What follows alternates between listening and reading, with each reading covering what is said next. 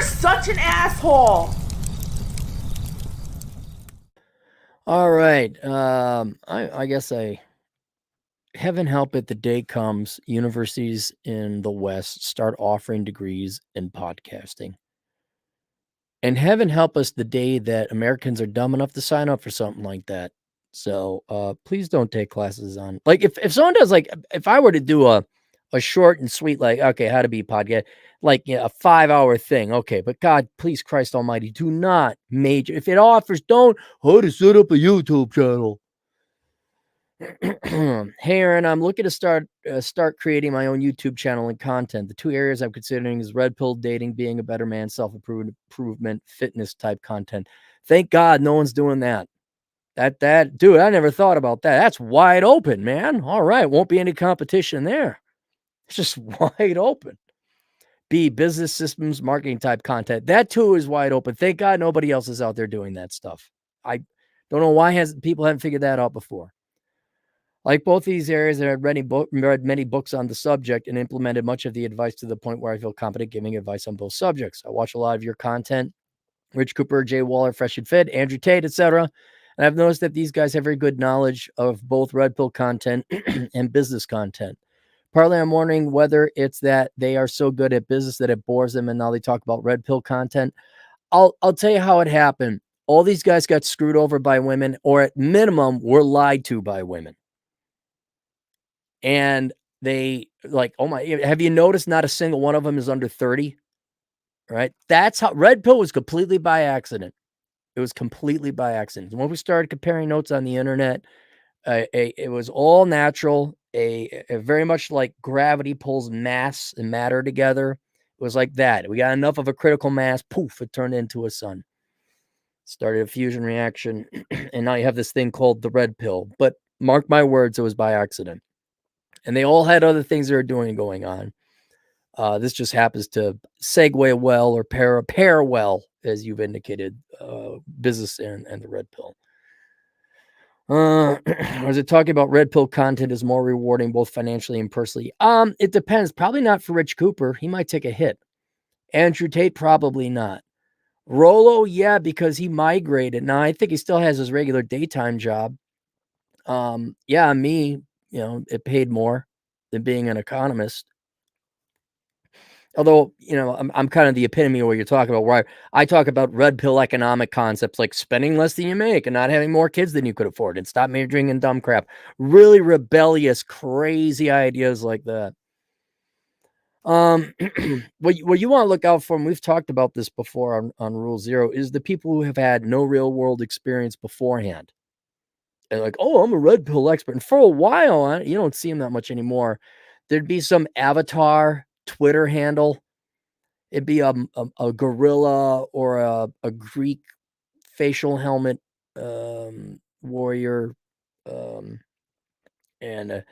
the masculine and rugged ape, and get the girls and join our brotherhood and farting and dark triad and shooting guns, if that even got as cool as shooting guns. And then it would always go to a Gumroad course. So those are the fakers. Hell, those might be just somebody in Kazakhstan. Oh, Americans will buy anything. They're so hard up for sex. Look at this. I think there's a little bit of both. Obviously, there's a financial benefit to talking about red pill content. It's in demand. Thank God. Thank God no men raise their sons. Thank God. I'd have to get a real job then and thank God y'all keep refusing to raise your sons, and thank God, ladies, you keep having kids without men around or out of wedlock, and thank God y'all put your careers more important than your family or your children. Thank God. And thank God you boomers and Democrat teachers keep telling kids to major in dumb crap. I need you to keep doing it. I need you to do it. Otherwise, I'd have to go back to being a banking analyst. I don't want to do that. So there's a financial thing. And then, yeah, personally, it's more fun. Yeah, this beat. I mean, it's still a job after anything. Everything turns into a job. Everything. It's a hell of a lot better job than sitting in banking meetings telling old washed up boomer dudes like, hey, no, we shouldn't make a loan to the guy with the credit score of 410. Even though he's a good guy. He's a good guy. No, he isn't. He steals money. He's a thief. He is the opposite of a good man. I'm in good shape, know quite a bit about talking to the ladies, and have had quite a lot of experience in that area. I also have started to and run multiple businesses before as well. My current one makes about $300,000 a year. That's good. I feel nervous about option A, partly fearing the backlash from friends and family, and also the reproach from the libs and the tech lords, and that I'm not a man enough to do it. Example, I'm not 6 foot tall Andrew Tate, 3 times world champion kickboxer or whatever. Well, I mean, neither is like me. Again, I came in on the finance angle, so I guess maybe, but I mean, you look at most guys are not Andrew Tate. I still don't know who the guy is. I think he lives in Croatia and he runs casinos, and he had Jordan Peterson's whore of a daughter on the show one time. I think that's him. And he's got a brother, Cobra Tate, something like that. The Tate brothers, right? However, I will say I'm far above the average guy, and since working my way up through Red Pill content, my life has improved leaps and bounds to studying this and wanting to continue. Option B feels much more like the safer option, especially when I'm just getting my toes wet in the world of YouTube, and it doesn't seem like you're putting yourself out there as vulnerable. However, I kind of feel like that's being a pansy and not facing my fear. Is that another thing with Red Pill YouTubers is that you are so financially set up that they risk their reputation and not care? Why did you choose to talk about? Okay, this is a lot here. Let's go through the main rule about podcasting. Okay, to be perfectly honest, you're gonna walk into the podcasting world, and you're just gonna be another douchebag dude, bro. Hey, bro, Red Pill, am I right? And the reason why is like you're late to the party. Not to brag, it's actually kind of like a sad fact, but Rollo's so old. How old is he? Rollo's so old. He was there before the Red Pill started. Whoa. And I'm not as old as Rollo. No one's as old as Rollo, but I'm pretty old. I've been riding God since 2004, which is what, like coming up on 20 years, 18 years. We just happened to be there. There was luck. I won't lie. It was luck. We started writing about the whole thing. But now you got almost 20, or certainly 20 years if you consider old man Rollo. You're like, oh, bro, you got to teach us how to trade crypto, bro? Big nice. Now, you may actually have the background. You might actually have it. But these markets are flooded. Flooded. And if you just want to do it as a hobby and have fun with it, okay, you can talk about whatever you want. But if you're expecting to make money, it's going to be a long time. Now, even though I think those are the two most flooded markets for podcasting or topics, I'm still advising you to do it. And here's the reason why. Your content doesn't matter. It's all about personality. Well, not all about personality, but the single largest thing is personality. And it's been said time and time again, pointed out before, this is why you have the show radio personalities or television personalities. This is why one of the most important people on the local news station is the weatherman or weather girl. Because people, they really, that's like one of your anchors, like an anchor, like in an anchor. So this is like one of the most important people you pick, who's doing your weather and who's your main nightly news leading guy. and look at him like, oh, Chris Schaefer's such a nice, swell guy. And every mom wants him as a kid, even though I think he's almost 60 years old. He's just the nicest weatherman. And then there's Lisa Meadows. She does the weather in the Twin Cities. She's just the nicest. She's the type of girl your mom hopes you bring home. These people were very carefully selected because of their personality. Now, is it that Lisa Meadows, I could read the weather. I could tell you what the weather's going on. All right. But Chris Schaefer, no one cares about the weather. They care about how it's delivered. And they're just such swell, nice people. Like, man, they're nice people. That's what people want. It's not what you're saying, it's how you say it. Rush Limbaugh, perfect example. The reason Rush Limbaugh was Rush Limbaugh because he was Rush Limbaugh, not because he was a political analyst. Those are a dime a dozen on the talking head shows. Limbaugh was funny. That's why people tuned into Limbaugh. Now, he was also an outstanding political analyst, but he was hilarious. He was entertaining. He was interesting. Mr. Snerdley. He was a character. not a caricature, a character. He also had character, but he was like, man, I could listen to that guy, even if you disagreed with him. Try to think if the left has anyone that colorful. I really don't. You're all just a bunch of hate-filled Rachel Maddows, as far as I can tell. Is there a fun left-wing commentator? Is everyone just perennially pissed off, even though they got all the money in the world? Anyway, so it's all going to boil down to your personality and your delivery. What you talk about is actually secondary. Right? So that's the first thing. So I don't even care if it's a flooded market, if you got a panache, look at kind of everybody in the red pill. They're all kind of weirdos, you know? They all got their weird superpowers. Rich Cooper's the bald shirtless Canadian. I'm the cheap quarter Jew guy who dresses crappy. Modern Life John is our wrestler. I think Rhinestone's about the most normal guy. Sterling Cooper is the resident porn star, legit porn star. What's his name? Troy Francis. He's normal in Britain, but here, he's practically Daniel Craig. He's that posh British gentleman. Paul Benjamin is the human neck. Everyone's a little weird. And they got a little bit of a flavor. No one's tapioca. So whatever you inevitably choose, it doesn't matter what you choose. I mean, it's gonna kind of matter. But I would go with whatever you want. Now, let's go to your analysis as to what is the A is talking about the red pill stuff. You're going to just step on people's toes because at least 80% of the people, family or not, friends or not, loved ones or not, are NPCs. And you got to ask yourself that question. Like, do you really want to talk about that? Do you really want to alienate and get ostracized a little bit? A solution to that is you don't show your face.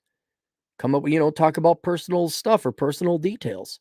So you kind of like the Cynical Libertarian Society, Turd Flinging Monkey. You don't see these people's faces. Or you're kind of like Joker. Joker has his mom, and that's about it. His dad passed away. Like, if you don't have that. But if you had a career or you had friends that you really enjoy hanging out with, I would totally go anonymous. Just don't even get a video camera. Just get a microphone and record without video. And don't talk about, where you live or any identifying information that your friends, if they tuned in, could figure it out. So that's one way to figure it out. And B, it is the safer option in that regards. And you can always migrate. But yeah, you could also talk about that. Yeah, but I don't know who's going to tune in. Oh, business.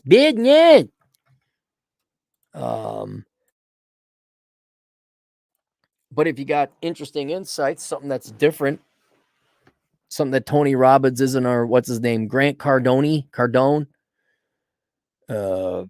like Josh Fluke is a very unique individual. He says, don't go work for people. I mean, he says, go, like, this is fraudulent. This is BS. That's a new angle. Are you bringing a new angle to any one of these things? Which I guess would be the third question you got to ask.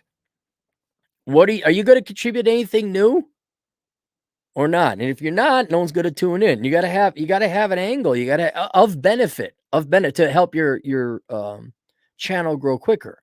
Like Elkins, he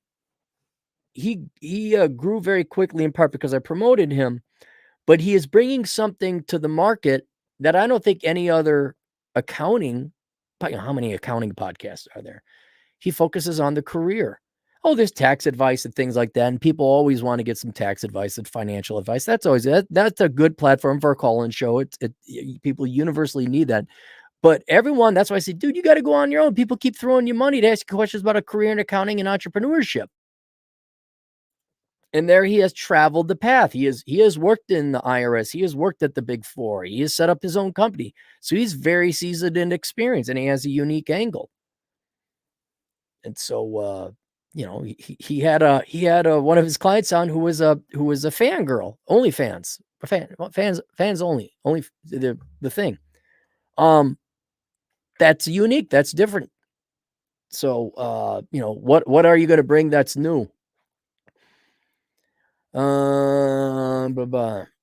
Is that another thing with red pill YouTubers that they are so financially set up they risk the reputation and not care? No, that's kind of a smorgasbord. Especially the older guys. We never thought it would go anywhere. We know this would be a hobby. A lot of guys did it for therapy. Bill Burr does his podcast for therapy. I did mine just to yell so I wouldn't murder people in the streets. It accidentally happened on us. I mean, how old is Super Chats? What, about 4 years old max? And monetizing your videos. I know they were always monetizable going back, but a lot of guys they're not going to monetize my thing. Super Chats, who's going to pay me $5 for this ridiculousness? Well, people pay. But the main point, no one really cared that much. Some of the more savvy people knew not to show their faces. Like they forecasted it, or they're just generally risk averse. I don't know, who cares? No one. Also, keep in mind, when I started writing a blog, there was nothing to lose. I had nothing to lose. Still don't have that much to lose. I'm fully aware, not like if YouTube wants to take me down and fine, go ahead. You got maybe the current generation of censors are okay with right-wing speech. And down the road, they won't be okay with right-wing speech. I say, but he's libertarian. And the generation after, oh, he's libertarian. We got to get a libertarian speech. All right. I think in my particular case, I didn't have money. So I'm always incredibly frugal. So I don't have any debt. So I have that freedom. But if you got a wife and kids and a mortgage, hell no. And an employer that will fire you if you dare be political, except for leftist politics, then yeah, don't you but I don't think the red pill YouTubers I know are financially set because they're old. Rolla's fortune did not, I mean, it's been accentuated, it's been helping with selling his books, no doubt about it, but the man's been working for 70, 80 years. He saved his pennies and dimes. Rich Cooper's only been working 73 years. He's not as old as Rollo. But this is a relatively new thing. And I'd say people's setup was already kind of, their finances are kind of taken care of, at least in my circle of colleagues, that this was kind of icing on the cake. More modernly, I guess for maybe your age, the model is, oh, go do something zany and become the next Sniper Wolf. Oh, look, I made money, I'm monetized, and oh, I'm edgy. Well, people tune in because you're edgy. And they never really had a 25-year career as a dentist to build that up, and then they have FU money, or at least a pretty stable financial position. So if you're in the middle of building your career, it sounds like you're an entrepreneur. I wouldn't risk your business. Change your name to TJ Martinell. That's what you should change your name, and then say the craziest stuff ever. Let her rip. Claim you come up with a fake backstory that you're a journalist. Ow, darn it. Your balls ever start hurting for no? Oh, darn it. This hurts.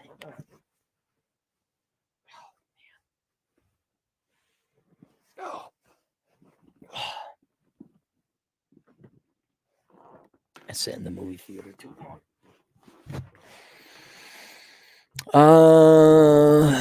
Why did you choose to talk about red pill content rather than just sticking economics of it? Well, I did talk about, red pill to me means you just speak of the truth. And I was predominantly, if not outright exclusively, talk about economics and finance. Women were probably accounted for no less than 5 to 10%. But as time went on and I got older and people wanted more and more consultation, I wrote more books. You started finding out that women are the number one investment men make in terms of all the resources: time, money, mentality, psychology, mental energy, all that. And so I've always claimed I never really left economics. I just refocused it on where most of economics occurs, and that is transaction between the sexes. So I chose to talk about red pill content largely because of politics, because people think socialism is going long ago. People thought that socialism would work. And I was coming up as an economist showing them all the data that it wasn't going to work. And this isn't working, and that isn't working. And then I think the housing bubble, where no one cared that there was a housing bubble, and I was almost fired over it several times because I dared to say so. That's when I realized I moved kind of more philosophical and kind of left traditional classical finance and economics because no one cares. The only thing you could sell in economics is free crap. Free crap paid for by other people. Ask Paul Krugman. Ask Noam Chomsky. Ask Robert Reich. Those guys are really popular. Just free crap paid for by other people. And no one else is going to listen to anything else. But men will lend an ear if it helps them get laid or explains why they're not getting laid. Right? So that's but it was always about the truth. Here's the data, shows where like price to rents is like 3 times what it should be. Arr. So and economics and business, there's a market for personal financial management.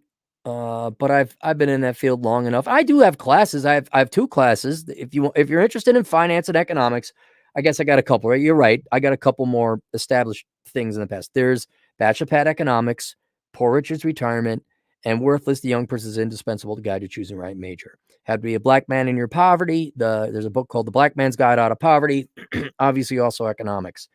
But more modernly, I have, if you're looking for something new, I have Achieving Financial Excellence and Achieving Minimalism, both offered on Teachable through the Clary School of Economic Philosophy. So you can sign up for those if you want. Expect to pay. So those are strictly finance. Well, they're theoretical finance, theoretical economics to forecast and predict how standards of living and wealth will change in the future and how to position yourself to take advantage of that. So I still do that stuff, but who's calling me now? I don't know who that is. I don't know anyone from Milwaukee anymore. So I still do it, but it's on a different platform. Anyway, hope that gives you enough information to go off of. It's not too long a video. There you go. Yep. So I'm all for it. Don't send me, dude, bro. I'm starting a red pill channel. Teach guys how to get the girls. I don't care. I'm not tuning in.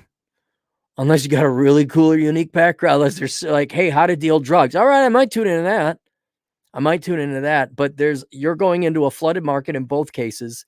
So you better bring something unique to the table. But if you want to do it, and this is something that you want to do it. And then over the course of like 10 podcasts, you start to develop a routine or a personality, a cadence, get into your groove, and then people will naturally gravitate to it. It'll take a lot of time, but people will just tune into you for your specific, unique personality. And there you go. Oh, also be a young girl with big cans. That will help you get a lot of subscribers. Hey guys, I'm going to say the same thing the guy said 10,000 years ago, but you're going to give me the money because I had the boobies. Got anything? No. Oh, wait, one. Abdul Wahib, $2. Cappy, you ever notice earlier that red thing, Garter? Yeah, it's right there. Didn't go anywhere. Yeah, still there with the blue twisted up rubber band. What do they call them? Hallmarks of the Cappy podcast. All right. See you guys later, Toodles.